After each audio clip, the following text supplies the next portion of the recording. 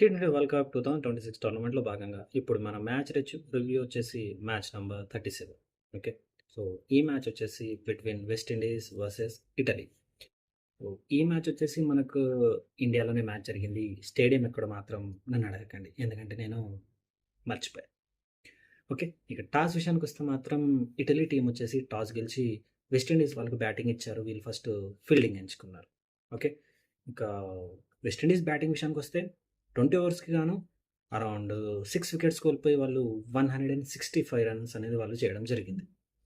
ఇక west Indies బ్యాటింగ్‌లో చూసుకుంటే మాత్రం షే హోప్ వచ్చేసి 70+ స్కోర్ చేశాడు.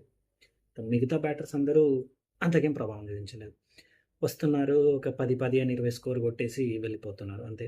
ఇక హైయెస్ట్ స్కోరర్ వస్తే మాత్రం షే హోపే. యాహ్!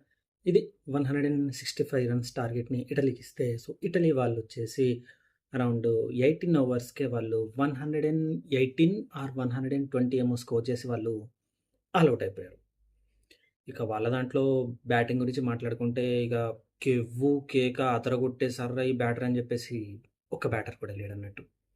ఓకే. సో, ఇక ప్రతి వాళ్ళందరూ వెస్ట్ ఇండీస్‌లో షేహోప్ ఒక్కడే నిల్చున్నాడు. బట్ వీళ్ళ సైడ్ అయితే పాపం ఎవరు అంతగా ఏం నిల్చోలేదు.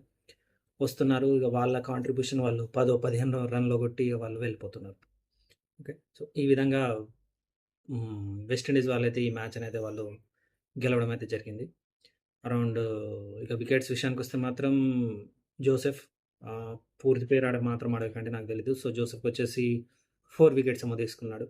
ఇంకా మిగతా బౌలర్స్‌కి వేసిన వాళ్ళకి ఒక్కో వికెట్ తలా ఒక్కొక్కటి వికెట్ అయితే పడింది. ఓకే. సో, ఇక వెస్ట్ ఇండీస్ వాళ్ళకి గ్రూప్ లీగ్‌లో అయితే వాళ్ళ మ్యాచెస్ అయితే వాళ్ళు కంప్లీట్ చేసుకున్నారు. ఇక వాళ్ళు సూపర్ 8కి కూడా ముందు చెప్పినట్టుగానే క్వాలిఫై అయితే అయిపోయారు. యాహ్! ఇది మ్యాచ్ మీద నా రివ్యూ.